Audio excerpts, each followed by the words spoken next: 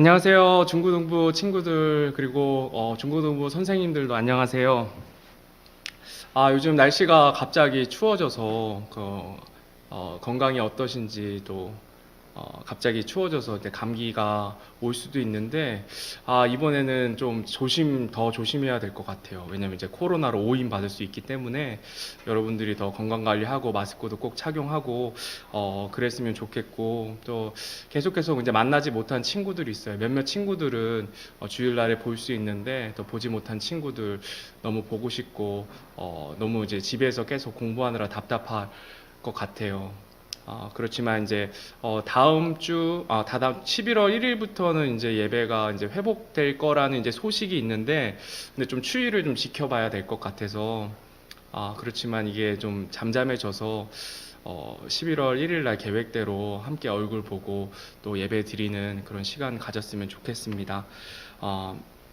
이 시간에 하나님 찬양하도록 하겠습니다. 첫 번째 찬양은 우리 찬양하세 기쁜 마음으로 찬양하도록 하겠습니다.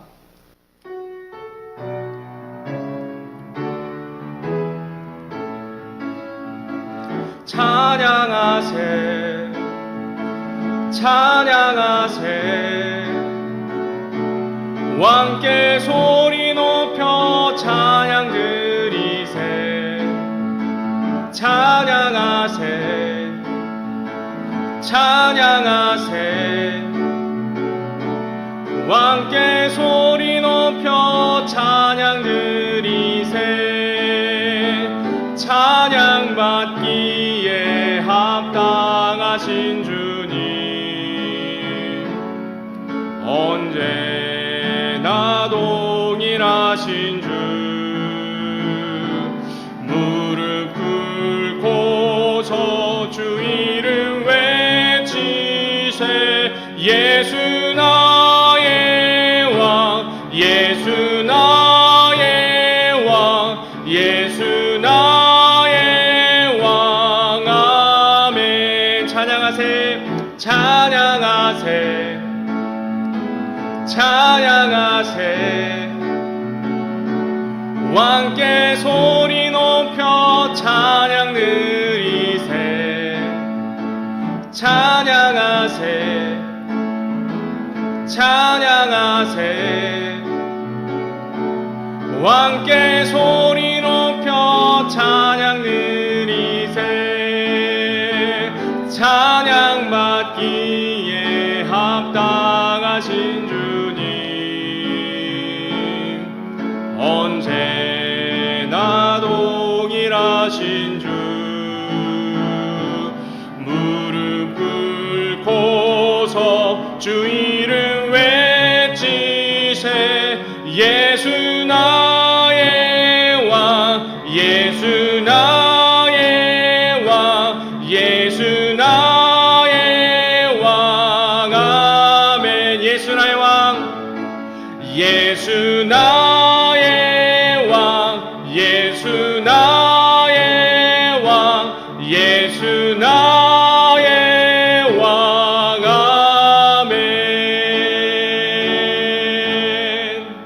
아멘. 우리 같이 예배를 위해서 기도하도록 하겠습니다. 아버지 하나님, 참 감사드립니다. 저희를 구원하신 그 주님의 그 놀라우신 은혜에 날마다 감사드립니다.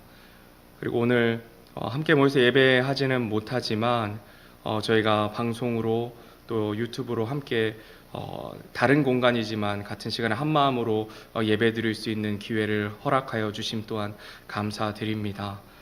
그리고 저에게 모든 지체들 코로나로부터 지켜주셔서 아무도 코로나로 걸리지 않고 건강을 지켜주심 또한 감사드립니다. 아버지 하나님, 또 이제 다음 주 11월 1일부터는 또 예배가 이제 회복되려고 하는데 코로나가 계속해서 확장되지 않고 잠잠해져서 또 함께 모여서 우리 친구들과 같이 예배드리고 교제할 수 있도록 주님 도와주옵소서. 아버지 하나님, 이 시간에 하나님의 말씀을 듣고 또 하나님 찬양하며 나아갑니다.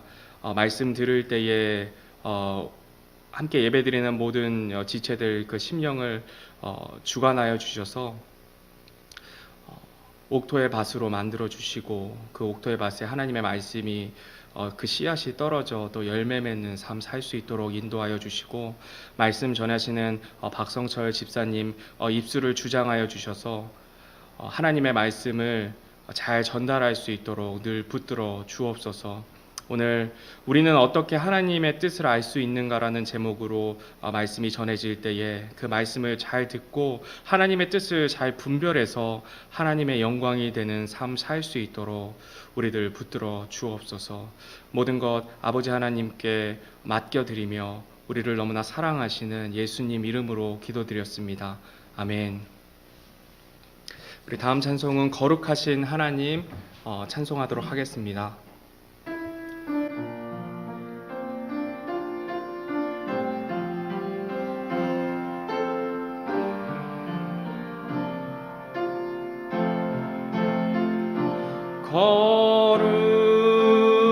거룩하신 하나님 주께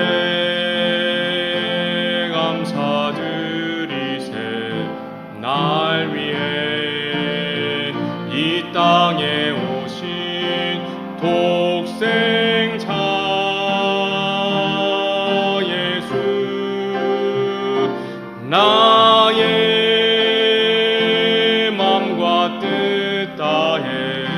주를 사랑합니다. 날 위해 이 땅에 오신 독생자 예수 내가 약할 때 강함 주고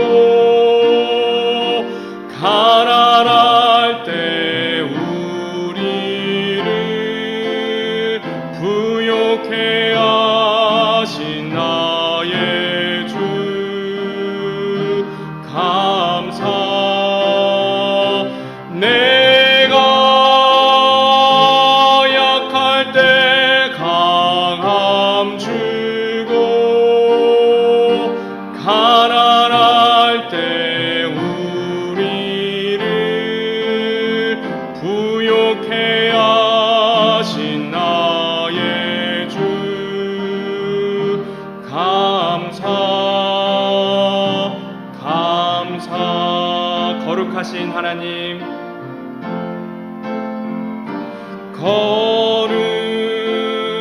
거룩하신 하나님 주께 감사드리세. 날 위해 이 땅에 오신 독생자 예수 나의 마음과 뜻 다해 주를 사랑합니다. 날 위해 이 땅에 오신 독생자 예수 내가 약할 때 강함 주고 가난할 때 우리를 부욕해 하신 나의 주 감사. 내가 약할 때 강함 주고 가난할 때 우리를 부욕해 하신 나의 주 감사.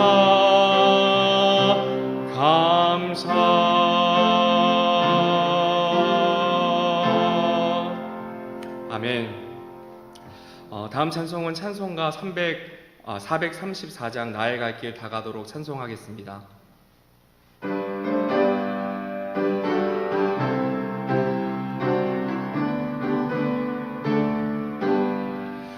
나의 갈 길 다가도록 예수 인도하시니 내 주 아래 있는 긍휼 어찌 의심하리요.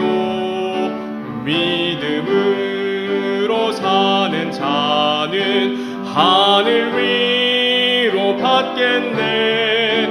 무슨 일을 만나든지 만사 형통하리라.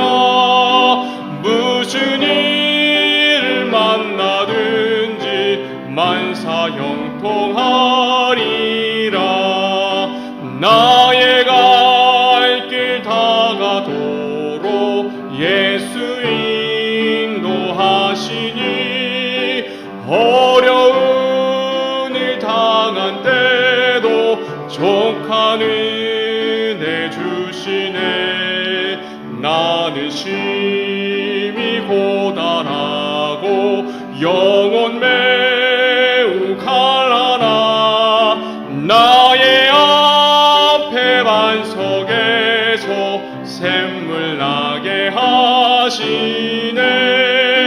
나의 앞에 반석에서 샘물 나게 하시네. 나의 갈 길 다가도록 예수 인도하시니 그의 사랑 어찌 큰지 말로 할 수 없도다.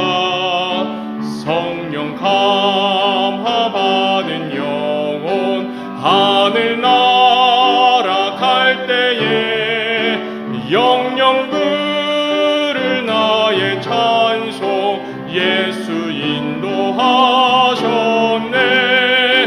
영영 부를 나의 찬송 예수 인도하셨네.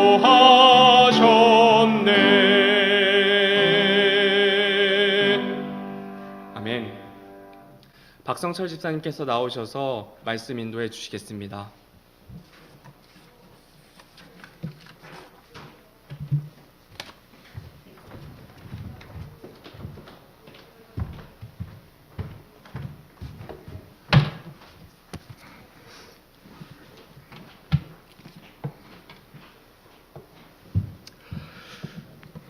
여러분들 반갑습니다. 벌써 10월 마지막 주가 됐어요. 벌써 10월 마지막 주가 됐고 다음 주부터 11월 달이 되는 것 같아요.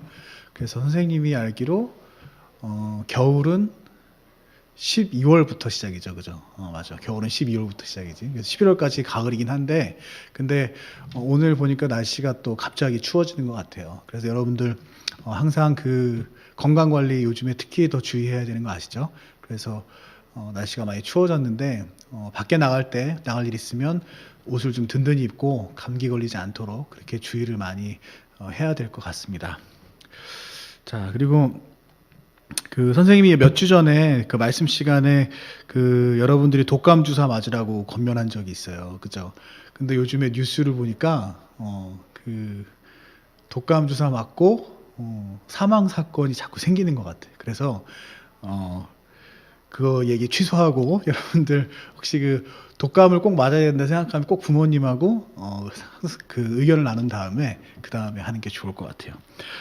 그때는 이제 뭐 코로나하고 독감 같이 걸리면 뭐 치사율이 40%나 된다고 그랬었거든요. 그래서 이제 독감 주사를 맞으라고 했었는데 상황이 좀 바뀌었습니다. 그래서 여러분들 그렇게 좀 참고를 해주시고, 자, 오늘은 우리가 이제 우리는 하나님의 뜻을 어떻게 알 수 있는가에 대한 주제로 이제 말씀을 좀 나눠볼까 해요. 그래서 오늘 본문 말씀은 로마서 12장 2절 말씀입니다. 로마서 12장 2절 말씀. 그래서 선생님이 로마서 12장 2절 말씀을 읽도록 하겠습니다. 너희는 이 세상에 동화되지 말고 오직 너희 생각을 새롭게 함으로 변화를 받아 하나님의 그 선하시고 받으실 만하며 완전하신 뜻이 무엇인지 입증하도록 하라. 자, 선생님이 기도하겠습니다.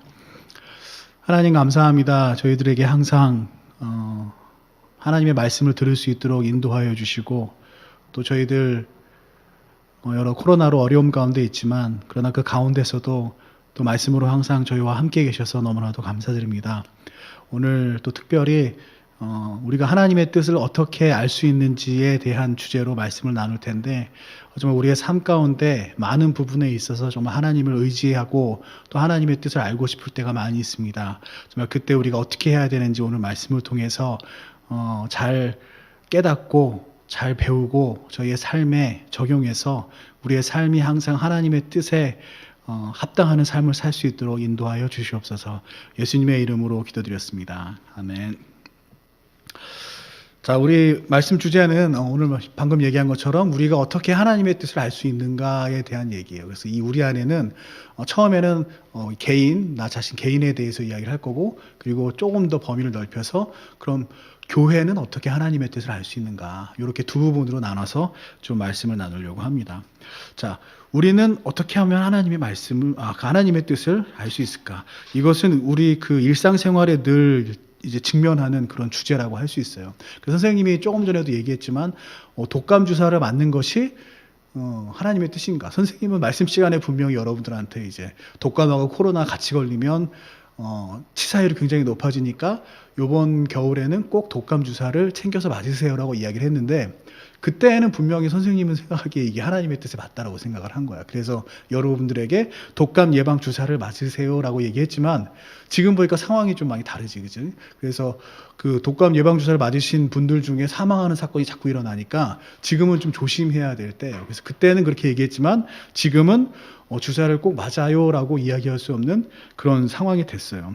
그러면 이제 한 가지 좀 우리가 그 의문이 들겠죠. 그 몇 주 전에 선생님이 여러분들에게 독감 예방 주사를 맞으라고 권면했던 것은 과연 하나님의 뜻이었을까? 그때는 하나님의 뜻이었는데 지금은 상황이 바뀌어서 아니다. 과연 그렇게 이야기할 수 있을까? 그래서 그때는 선생님은 하나님의 뜻이 맞다고 생각해서 얘기를 한 거예요. 왜냐하면 이렇게 사망사고가 있을 줄 몰랐으니까. 그래서 이렇게 이 세상에는 우리가 하나님의 뜻이라고 확신하는 그러한 일들, 그러니까 이게 분명히 옳은 거기 때문에 하나님은 분명히 이게 하나님도 분명히 이렇게 하라고 하는 게 하나님의 뜻일 거야 라고 하는 그런 부분들이 종종은 이제 명확하게 이야기할 수 없는 경우가 생겨요. 그리고 그 전에는 그렇게 얘기했지만 상황이 바뀌어서 전혀 반대의 상황, 또 다른 이야기, 전혀 반대의 이야기가 오히려 하나님의 뜻인 경우로 그렇게 바뀌는 것처럼 보이는 경우도 그렇게 좀 많이 있습니다. 그래서 그 세상에는 아무리 듣기 옳은 말, 아무리 우리가 생각하기 옳은 말이라 할지라도 그것이 과연 진짜 하나님의 뜻이 맞는가라고 생각을 할 때에는 되게 헷갈릴 경우가 많이 있어요. 그리고 이제 그 코로나에 의해서도 우리가 좀 볼 수 있는데, 처음에 이제 코로나가 생겼을 때 그 많은 그리스도인들이 어떻게 얘기하냐면 이 코로나는 중국을 벌하기 위해서 주신 질병이다라고 얘기를 했어요. 왜냐하면 그 당시에 중국이 중국 내에 있는 교회들을 많이 핍박을 했었거든요. 그래서 그러한 중국을 심판하기 위해서 하나님께서 중국에 코로나를 주셨다라고 이야기를 했는데, 선생님이 그 얘기를 들었을 때는 정말 진짜 그렇겠다. 그렇게 생각하는 게 맞겠다라는 그런 생각이 들었었어요. 근데 시간이 좀 지나니까 어때요? 코로나가 우리나라로도 넘어왔죠, 그죠? 그러더니 우리나라에 어때요? 신천지를 통해서 코로나가 감염되고 확산되기 시작을 했어요. 그래서 그때도 많은 그리스도인들이 어떻게 얘기했냐면 하나님께서 신천지를 벌 주기 위해서 우리나라에 코로나를 보내셨다라고 이야기를 했어요. 그래서 하나님께서 교회는 보호하실 거고 신천지에게 벌을 내리시는 거다. 그리고 이 코로나를 통해서 세상 사람들이 신천지의 실체에 대해서 알게 됐다. 이렇게 이제 이야기를 많이 했어요. 그래서 선생님도 과연 그럴 수 있겠구나. 정말 하나님은 정말 오묘하게 역사를 하신다. 이게 코로나가 우리나라에 들어온 이 하나님의 뜻은 신천지를 벌하기 위해서였구나라고 생각을 했어요. 근데 시간이 좀 더 지나니까 어때요? 교회로 확산되기 시작을 했죠, 이 코로나가. 그래서 교회가 코로나에 감염이 되기 시작을 했어요. 혼란스러워지기 시작을 한 거죠. 분명히 하나님은 하나님을 대적하는 그 교회를 핍박하는 중국을 심판을 하시고, 그리고 그 하나님을 다르게 가리키는, 그래서 지옥에 빠지게 만드는 그런 이란들, 그런 신천지를 심판하시기 위해서 주신 거라고 생각을 했는데, 그리스도인들의 모임이고 하나님을 믿는 사람들에게까지 이 코로나가 오게 됐다라는 거죠. 그럼 과연 하나님의 뜻이 무엇인가? 혼란스럽게 이제 시작을 했어요. 근데 또 이제 많은 그 교회의 영적 지도자들이 이렇게 이야기를 하고 있죠. 교회에 이러한 그 코로나를 주신 것은 우리 교회가 자성하기 위함이다. 우리 교회 내에 무엇이 잘못됐는지 하나님께서 다시 깨닫고 우리 교회가 교회의 본질에 대해서 다시 한번 생각을 하고 하나님과의 관계에 대해서 다시 생각을 하기 위해서 그래서 하나님께서 코로나를 교회 가운데 주신 것이다 라고 이야기를 해요. 그 말씀을 들었을 때 분명 그것도 과연 맞는 말일 것 같다라는 생각이 또 선생님은 들었어요. 근데 과연 이제 여기서 끝일 것이냐? 이 이후에는 과연 어떤 일이 일어날 것이냐? 이쯤 되면 이제 정말 예측하기 힘들다 그런 생각이 들겠죠, 그죠?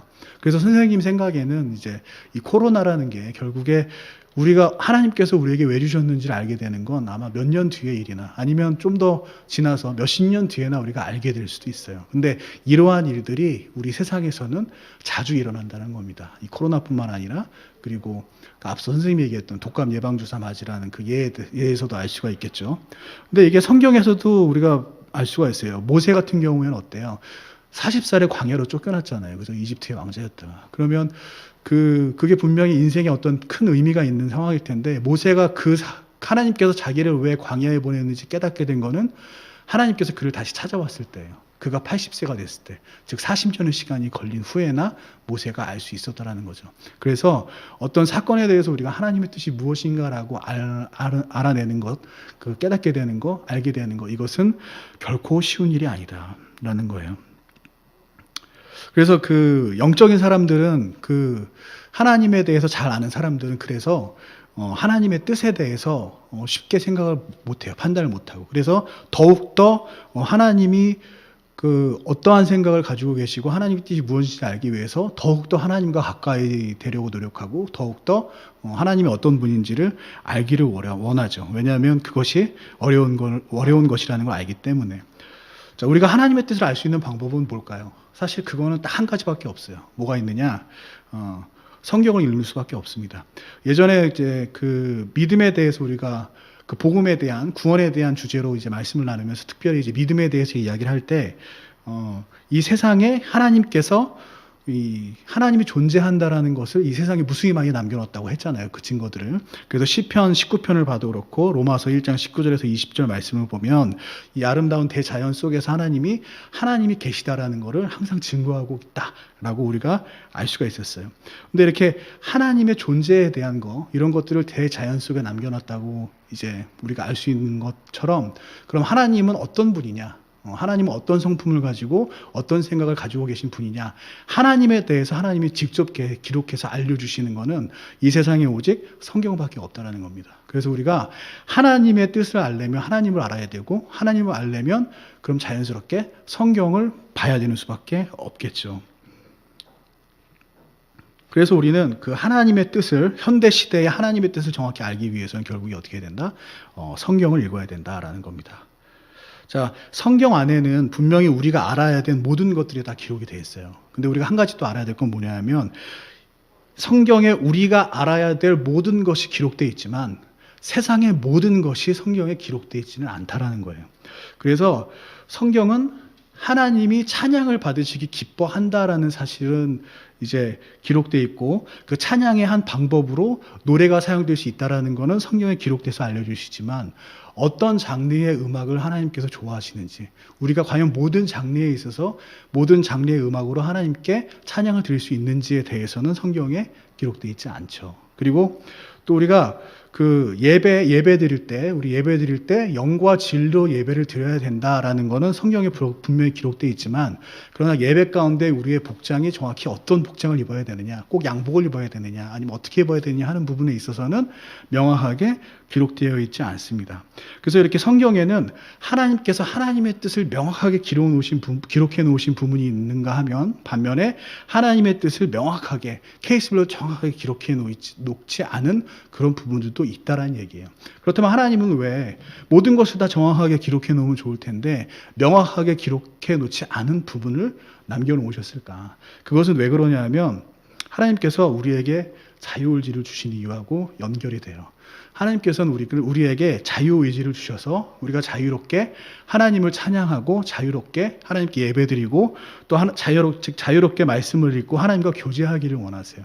그리고 자유 속에서 뭘 하길 또 원하시냐 하면 성경에 명확하게 기록해 놓지 않은 그 영역들에 대해서 성경에 명확하게 기록해 놓은 사실들을 가지고 하나님에 대해서 연구하고 공부하고 알아가면서 이 정확하게 기록해 놓지 않은 이 부분들을 자유의지로 판단해서 하나님의 뜻에 맞게끔 살아가게끔 자유의지로 이 영역은 하나님께서 이것을 좋아하실 거야. 이게 하나님께서 원하시는 뜻인 거야 라고 생각하고 판단하게끔 그렇게 하기 위해서 하나님께서 그러한 영역들을 남겨놓으셨다는 얘기예요. 그래서 이 성경에 명확하게 기록되지 않은 이런 부분들이 존재하는 것은 그렇게 존재하게 만든 그런 하나님의 목적은 무엇이냐? 그것은 그 영역에서 하나님의 뜻을 정확하게 맞추는 것. 그걸 하나님께서 원하시는 것이 아니라 이 영역 속에서 더더욱더 하나님께 나아가고 더더욱더 하나님을 의지하고 그렇게 만드는데 하나님의 그 목적이 있다는 얘기예요. 그래서 그러한 영역에서 우리가 해야 될 거는 뭐냐 하면 그 영역에서 하나님의 뜻이 무엇인지 최선을 다해서 관찰하고 연결하고 관찰하고 연구하고 생각하고 하나님을 살피고 그렇게 되기 위해서 하나님께 더 가까이 다가가고 하나님과 더 교제하고 더 말씀을 읽고 더 기도하는 그러한 것들을 그 명확하게 기록해 놓지 않은 영역에서 할 수 있게끔 그러한 목적으로 하나님께서 그 영역들을 만들어 놓으셨다는 얘기입니다. 자, 그러면 어때요? 하나님께서 명확하게 기록해 놓으시지 않은 그런 영역 속에서 우리가 최선을 다해서 하나님의 뜻을 살피고 그리고 하나님은 이렇게 하기를 원하실 거야 하고 우리가 결정을 하고 판단했다면 그러면 하나님께서 어떨까요? 당연히 그 결정을 존중을 해주시겠죠. 그래서 그 결정 안에서 또 하나님께서 새로운 계획들을 펼쳐내십니다.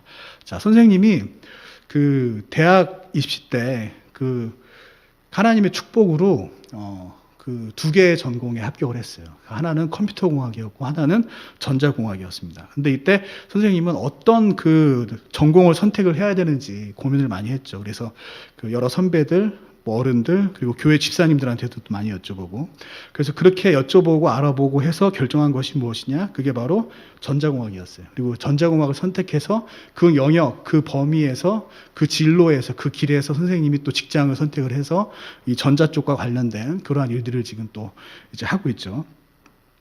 그래서 어떻게 보면 그때의 결정이 선생님의 지금 현재의 삶에 굉장히 큰 영향을 미치고 있고 어떻게 보면 방향을 결정하고 현재의 선생님의 모습을 결정한 그러한 결정이라고 또 볼 수가 있어요. 자, 그러면 선생님이 그 전공을 선택한 게 25년 전의 일이거든요. 25년 전에. 벌써 이렇게 됐네. 25년.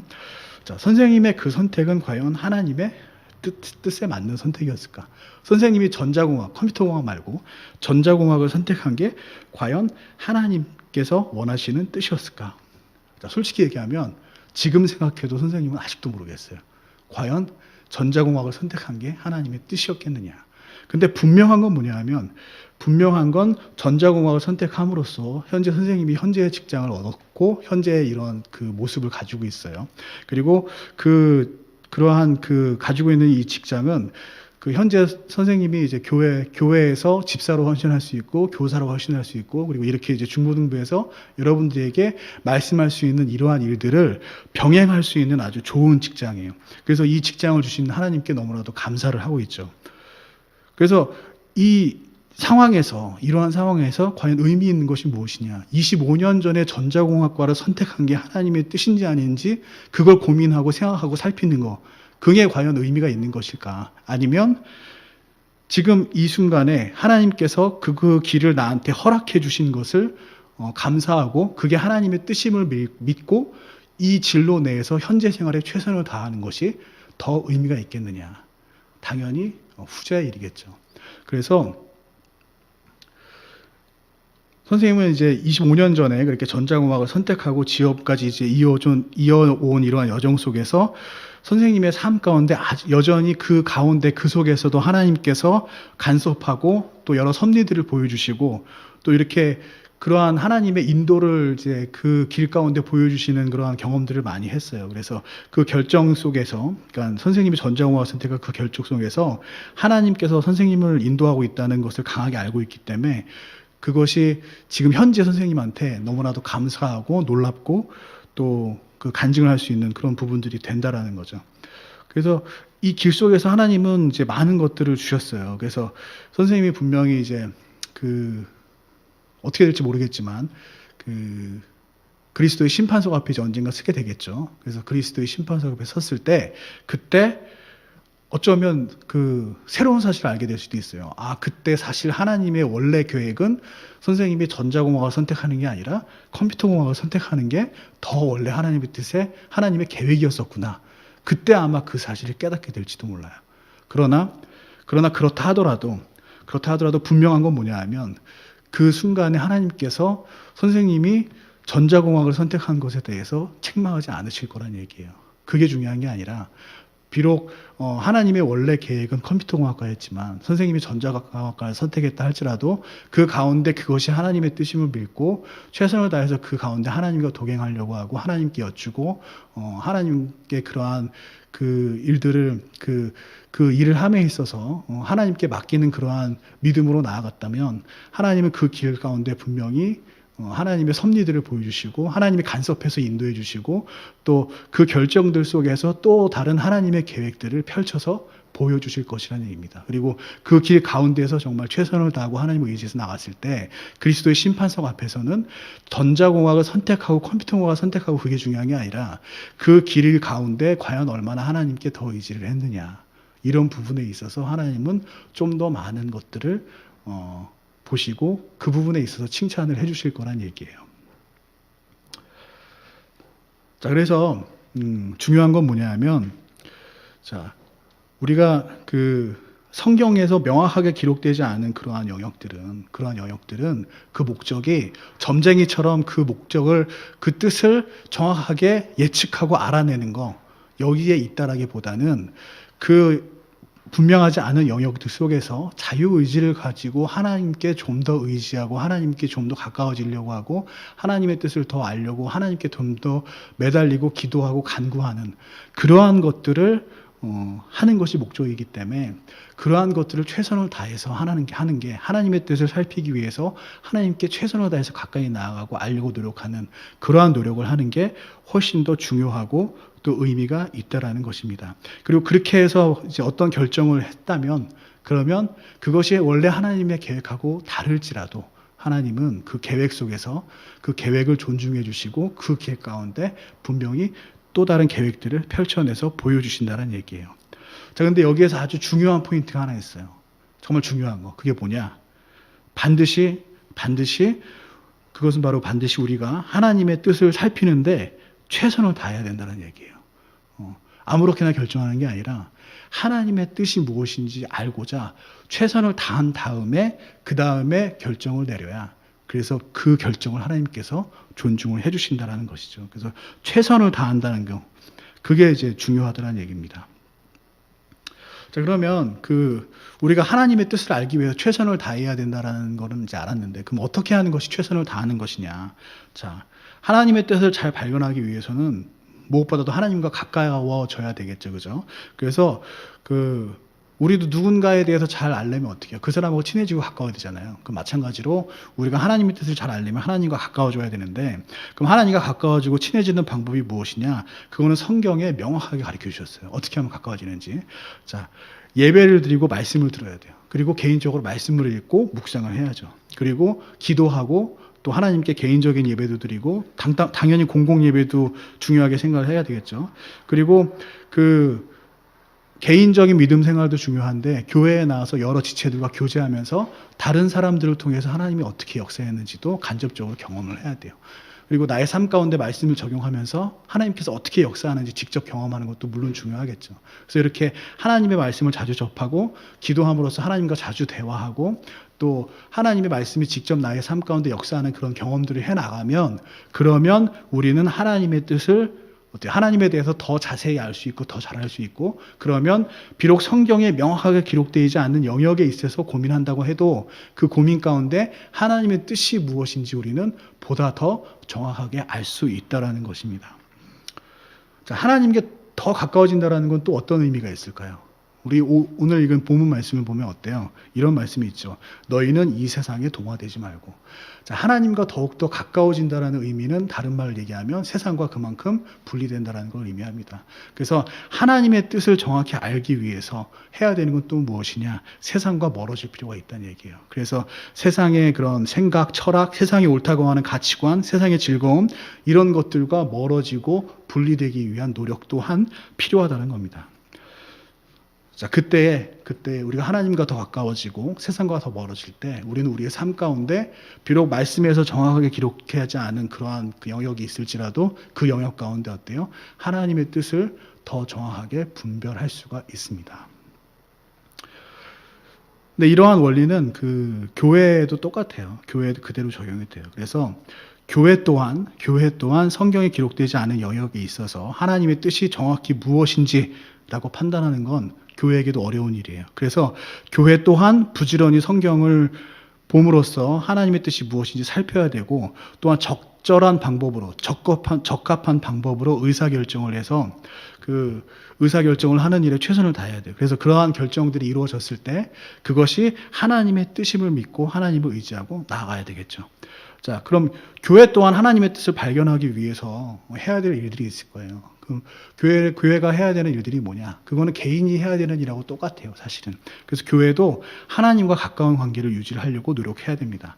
근데 교회의 본질은 뭔가? 교회는 그리스도인들의 모임이죠, 그죠? 사람들의 모임이에요. 결국 교회가 하나님께 가깝다는 의미는 교회를 구성하고 있는 성도 한 사람 한 사람이 하나님과 가깝다라는 걸 의미를 해요.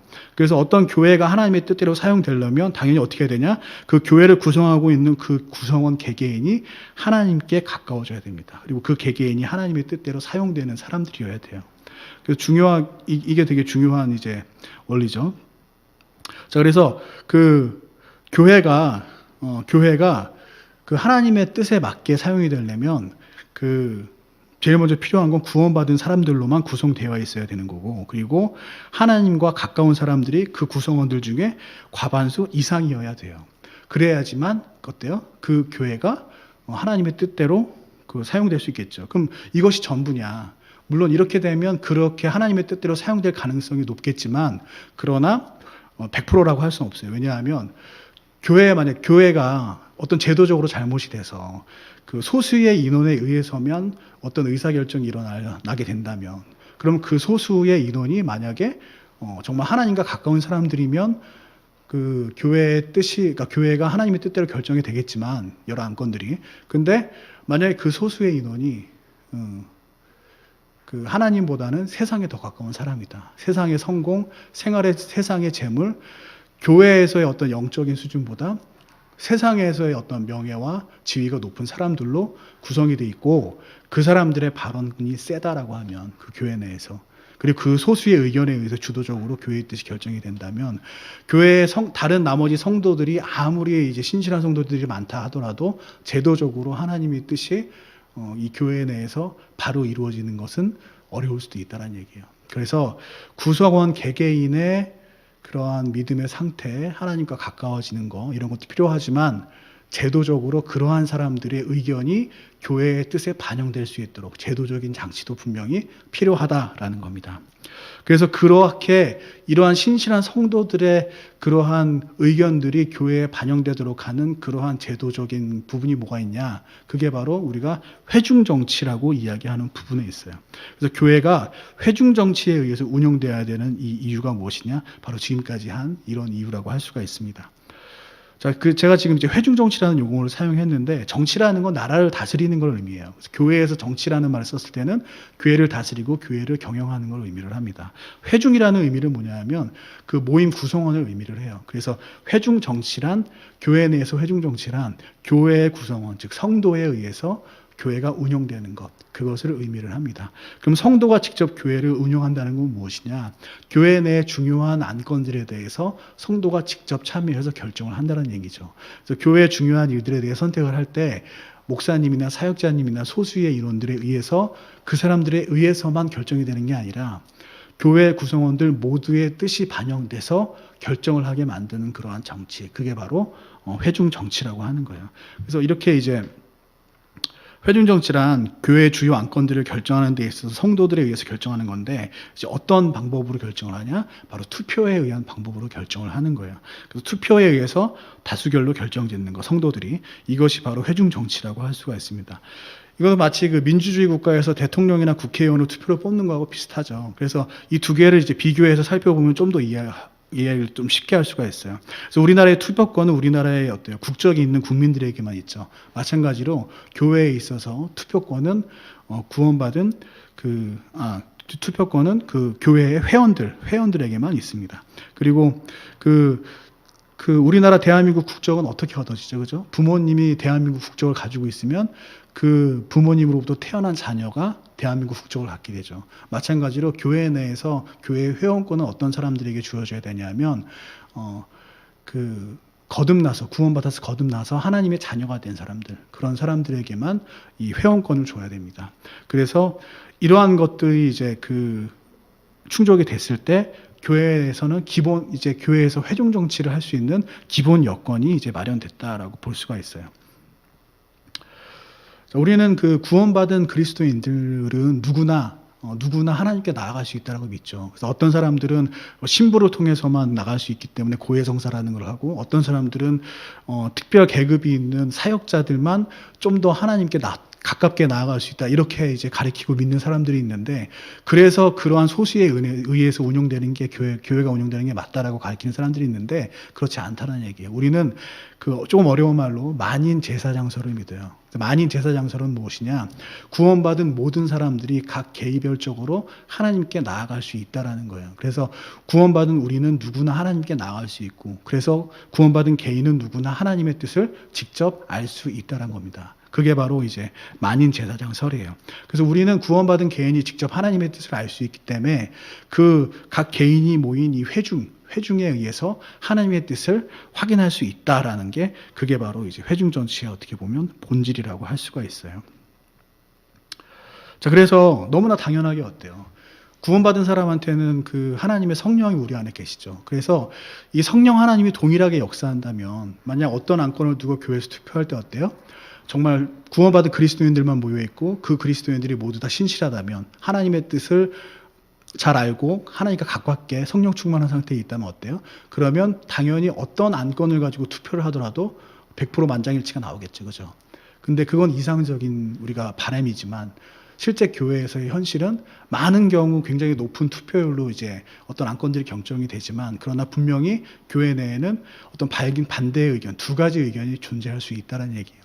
그러면 둘 중에 하나는 당연히 어때요? 하나님의 뜻이고 둘 중에 하나는 당연히 하나님의 뜻이 아니겠죠. 그러면 그 둘 중에 어느 것이 더 하나님의 뜻일 확률이 높겠느냐? 과반수의 인원들이, 구원받은 그리스도인들이 과반수 이상 지지하는 것이 더 하나님의 뜻에 가까울 확률이 높다라고 판단을 하는 거예요. 그래서 그러한 기준으로 회중 정치를 할 때에 구원받은 성도들의 과반수 이상의 투표를 가지고 하나님의 뜻을 교회는 판단하는 겁니다.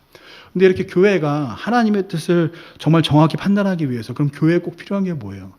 구원받은 그리스도인들만 교회 회원이 돼야 되고, 과반수 이상의 인원이 성령 충만하고 하나님께 신실하게 다가간 그런 사람들이어야 된다라는 게 당연하겠죠. 그죠?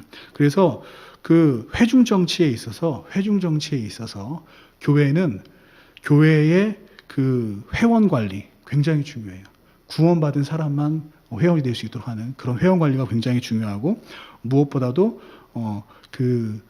성도들이 하나님하고 가까운 관계를 유지하도록 하는 것이 굉장히 중요합니다.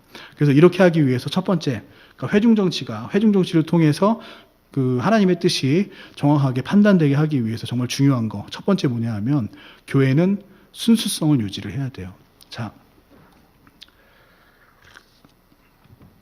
우리 각 개인이 하나님의 뜻을 알기 위해서 하나님과 더욱 가까이 교제해야 되죠. 그죠? 그런 것처럼 교회도 하나님의 뜻을 알기 위해서 어때요? 하나님과 가까운 사람들, 즉 하나님의 자녀들에게만 투표권이 이제 주어져야 돼요. 그래서 교회의 투표권은 세상에 속한 사람, 구원받지 못한 사람들한테 가지 않도록 하는 것이 굉장히 중요합니다. 오직 구원받은 사람들에게만 투표권을 주는 거 굉장히 중요해요. 그래서 구원받은 사람만 교회의 회원이 되도록 굉장히 노력을 많이 해야 돼요. 그래서 우리 교회는 침례를 통해서 이제 그 회원을 이제 영접을 하는데, 자, 침례 받기 전에 어때요? 구원 간증을 반드시 듣죠, 그죠? 그래서 자신이 구원받았음을 확증한 사람들에게만 교회 내에서 침례를 받을 수 있도록 해요. 그리고 그로 인해서 회원이 될 수 있도록 하죠. 그리고 다른 교회에서 침례를 받은 경우에는 어때요? 회원 이전 간증을 분명히 하게 하죠, 그죠? 그래서 그 회원 이전 간증 속에서 자신이 구원받았음을 반드시 고백하도록 합니다. 그래서 그 간증을 듣고 그 간증이 정말 그 사람이 구원받은 것들을 입증을 할 때, 그럴 때에만 교회의 회원으로 받아들여야 되는 거죠. 그리고 교회의 순수성을 유지하기 위해서 또 무엇이 중요하냐 하면 교회 내에 병든 곳이 없는지를 살펴봐야 돼요. 자, 교회 내에서 성경 말씀과 맞지 않는 일들이 벌어지거나 성경과 어긋난 잘못을 한 성도가 있으면 어때요? 권면해야 되겠죠. 고치도록 권면해야 된다는 얘기예요. 그리고 필요하다면 징계를 할 필요도 있고 필요하다면 출교까지 생각을 해야 되는 거예요. 그렇게 교회 내의 순수성을 유지하기 위해서 교회는 노력을 해야 됩니다. 그리고 예수님께서도 마태복음 15장 15절에서 17절 보면 교회에서 범법을 저지른 자들, 이런 자들 어떻게 하라고 그래요? 그 잘못을 지적하고 바로잡도록 하고 만약 거기에 순종하지 않으면 이교도나 세리같이 여기라, 이런 말씀을 하셨어요. 그래서 회중 정치를 위해서 무엇보다 먼저 중요한 게 뭐냐? 교회의 순수성을 유지하는 것이 중요하다. 두 번째로 또 중요한 건 뭐냐 하면 교회는 거룩함을 유지해야 돼요. 자, 우리 각 개인이 한 사람이 나 개인이 하나님의 뜻을 알기 위해서 세상과 멀어져야 되는 것처럼 교회 또한 세상하고 멀어져야 돼요. 교회가 세상에 동화되면 안 된다는 얘기입니다. 교회 내 모든 성도들은 세상에 동화되면 안 돼요. 그래서 하나님의 말씀을 더욱더 가까이 하고 성령 충만하도록 노력해야 됩니다. 그래서 성령 충만이라는 건 뭐냐 하면 뭐 되게 기분 좋은 상태, 기쁜 마음 이런 게 아니에요. 성령 충만은 하나님의 말씀에 사로잡힌 상태를 말합니다. 요한복음에 보면 성령은 하나님의 말씀에 따라서 움직인다고 돼 있어요. 그래서 성령 충만이라는 말은 이 마음속에 말씀에 사로잡힌 상태를 얘기해요. 어떤 사항을 결정할 때 어떤 말씀을 딱 가지고 그 말씀에 사로잡혀서 결정하는 거, 이게 바로 성령 충만을 이야기를 합니다. 그래서 당연히 이 교회에 성령 충만한 그런 성도들이 많을수록 어때요? 교회는 합당한 결정들, 하나님의 뜻에 맞는 결정들을 할 수가 있겠죠. 그죠? 반면에 세상적인 그리스도인들, 세상의 명예를 더 추구하고 세상의 재물을 더 추구하는 그러한 사람들이 교회에도 많다면 어떻게 되겠어요? 당연히 교회는 세상과 가까운 하나님의 뜻과는 먼 그러한 결정들을 하겠죠. 그리고 그러한 사람들로 교회가 가득 찼다면 어때요? 만장일치로 하나님의 뜻과 반대되는 결정을 하게 되겠죠. 자, 이러한 교회가 어떤 교회냐? 바로 요한계시록에 나오는 라오디게아 교회 같은 교회예요. 예수님이 문 밖에 서 계시는 교회죠. 그죠? 자, 그리고 세 번째로 중요한 건 뭐냐 하면 투표 안건을 잘 선정을 해야 돼요. 자, 교회의 이제 중요한 안건들을 투표로 결정하는데 그 모든 중요한 교회의 모든 일들을 다 투표로 결정하느냐? 그런 건 아니에요. 자, 우리가 투표로 결정하는 그 안건들은 어떤 안건들이냐? 이 성경에서 명확하게 기록되지 않는 부분들, 그런 부분들에 있어서 하나님의 뜻을 살피고 판단해야 될 때, 그때 그것을 투표로서 하나님의 뜻이 무엇인지 찾아서 결정을 한다는 얘기예요. 그래서 이 투표 안건은 어떤 것만 올라가야 되냐? 이 성경 내에서 그 방법론에 있어서 정확하게 기록되지 않는 것, 이런 것들만 투표로 올라가야 된다는 얘기예요.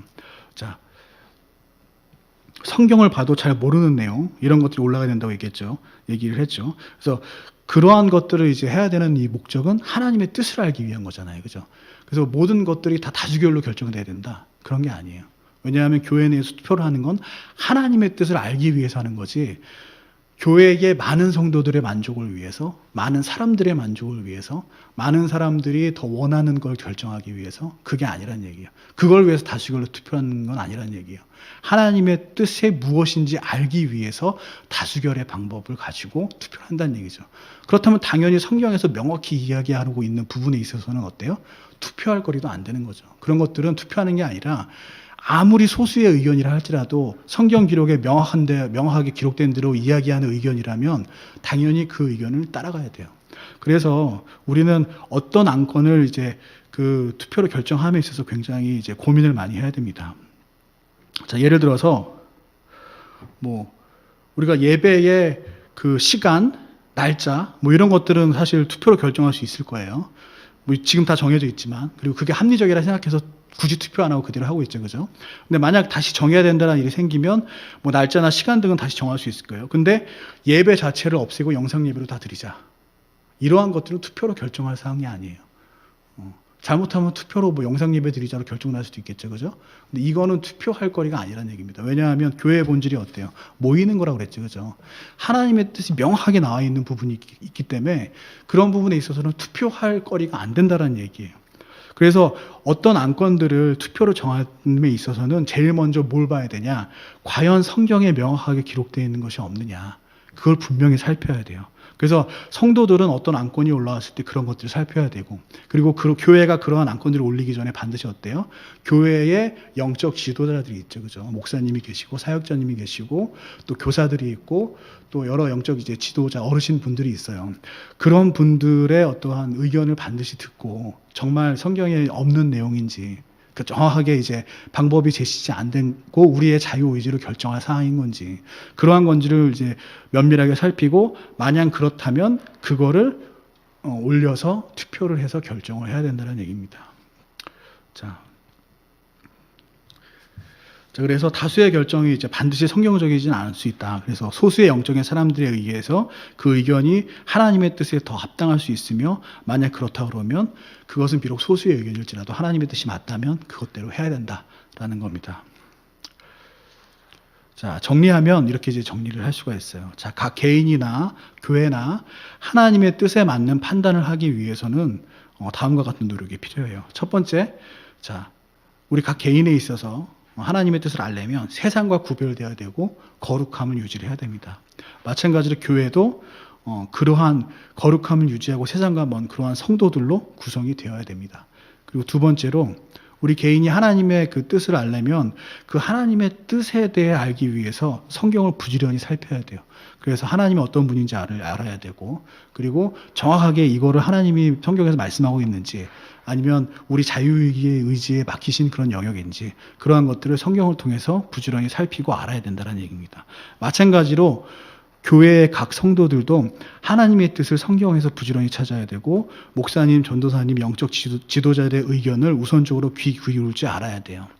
자, 그리고 세 번째로 마지막에 이제 우리가 성경에서 명확한 뜻을 이제 만약 진짜 발견할 수 없었어요. 이거는 진짜 자유의지의 영역이다라고 하면, 그러면 그거에 있어서 어때요? 우리 그 각 개인은 그래도 이걸 결정하기 위해서 하나님께서 명확하게 알려주신 영역들이 있잖아요, 그죠? 하나님은 어떤 걸 더 기뻐하시고 뭘 더 원하시고, 그리고 그 비슷한 그런 어떤 역사적인 사례들 속에서 성경 인물은 어떻게 결정했고, 이런 것들을 최대한 살피고, 이게 하나님의 뜻에 더 가깝겠다라고 그러한 기준으로 판단을 해야 돼요. 교회도 마찬가지예요. 교회도 이 어떤 영역에 있어서 정말 이게 명확하게 하나님의 뜻이 무엇인지 모른다라고 하면, 그러면 그 교회를 구성하고 있는 구성원들은 그 안건에 대해서 과연 하나님께서 더 원하시는 뜻이 무엇인지 성경을 통해서 확인하고 어느 게 더 가깝다라는 그런 판단을 해야 돼요. 그리고 그러한 판단들을 어때요? 투표를 통해서 보여줘야 되는 거죠. 그래서 성도총회 이런 거 뭐 참여해도 되고 안 되고 그게 아니에요. 성도의 의무예요. 성도총회는 반드시 참여해야 되는 거예요. 그래서 그 부지런히 살피고 그런 것들을 참여해서 투표함으로써 하나님의 뜻이 그 회중 정신을 통해서 결정되게끔 그렇게 교회는 해야 된다는 얘기죠. 그리고 각 개인이든 교회든 그렇게 적합한 방법으로 하나님의 뜻을 부지런히 살피고 최선을 다했고 적합한 방법으로 어떤 안건을 결정을 했다면, 그러면 그것이 하나님의 뜻이다라는 믿음으로 추진을 해 나가야 됩니다. 그리고 그 여정 속에서 분명히 하나님이 어때요? 그 계획들 속에서 그 계획들을 인정해 주시고 그 안에서 하나님의 또 다른 계획들을 펼쳐서 보여주실 것이에요. 자, 지금까지 이제 우리가 하나님의 뜻을 어떻게 알 수 있을까? 각 개인이나 교회에 대해서 이제 얘기를 했어요. 그래서 그 원리는 사실 똑같습니다. 그래서 여러분이나 교회나 이러한 일에 있어서 분명히 좀 크게 그 하나님의 뜻대로 운행되는 그러한 우리 각 개인과 교회가 되기를 바라요. 자, 지금까지 되게 장기간에 걸쳐서 이제 선생님이 교리 설교를 했죠. 자, 그래서 교리는 반드시 말씀에 근거해야 돼요. 그래서 선생님이 그 교리 말씀을 전할 때는 딴 거 안 보고 아마 계속 성경 말씀을 찾았을 거예요. 그래서 그 이유가 바로 뭐냐면 어떤 교리든 간에 성경 말씀이 반드시 근거가 되어야 되기 때문에 그렇습니다. 그러다 보니까 이제 어렵고 딱딱한 내용이 많고 설교 듣기 쉽지 않았을 텐데 그걸 이제 여러분들 지금까지 잘 들어줘서 너무나도 고맙습니다. 그 여러분들 대견하다는 생각이 들고요.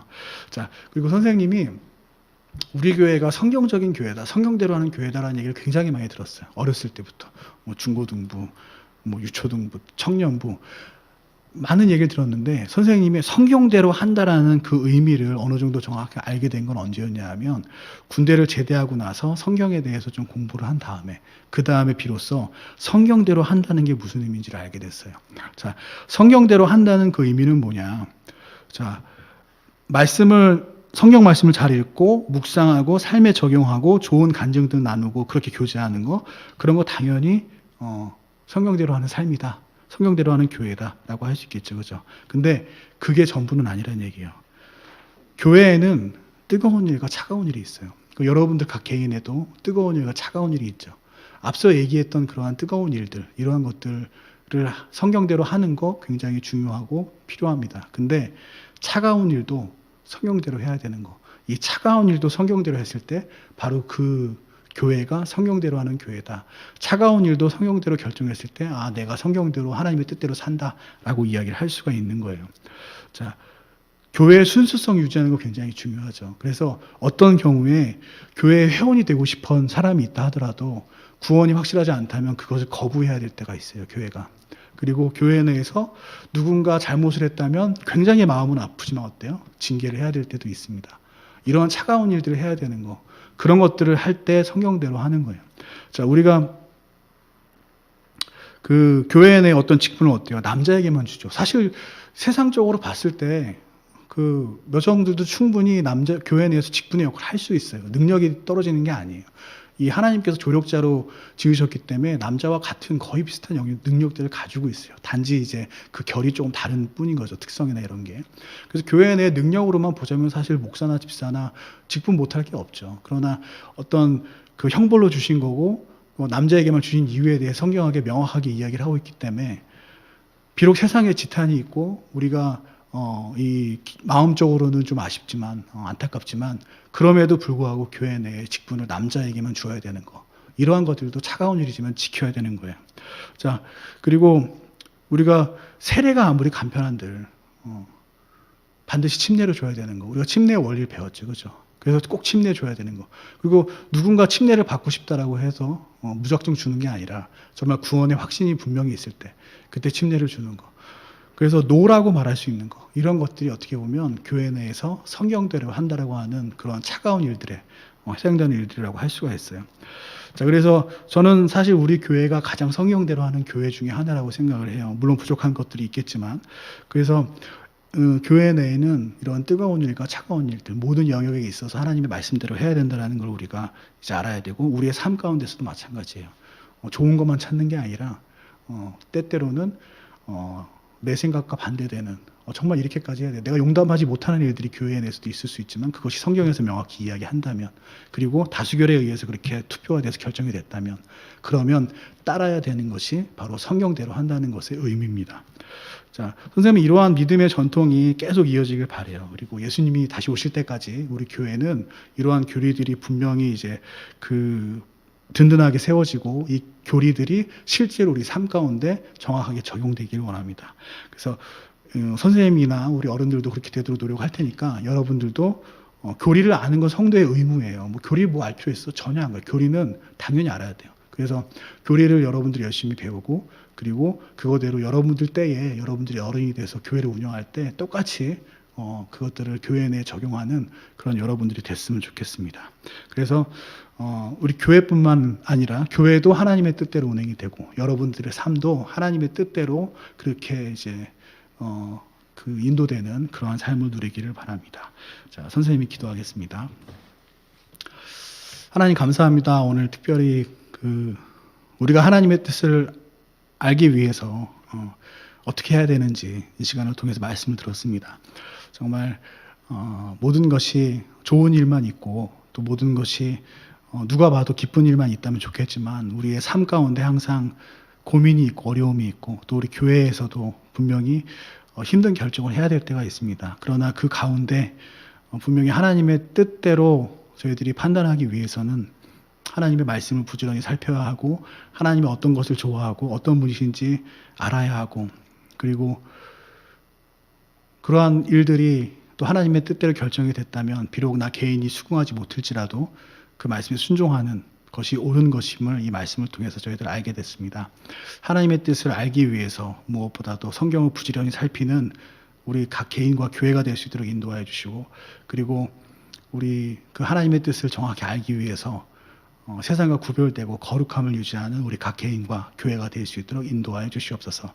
그래서 무엇보다도 이 코로나의 때에 하나님의 뜻이 무엇인지 아는 것이 중요한 이 때에 우리 각 개인과 교회가 하나님의 뜻에 맞는 그러한 결정들을 해나갈 수 있도록 하나님 인도하여 주시옵소서. 예수님의 이름으로 기도드렸습니다. 아멘.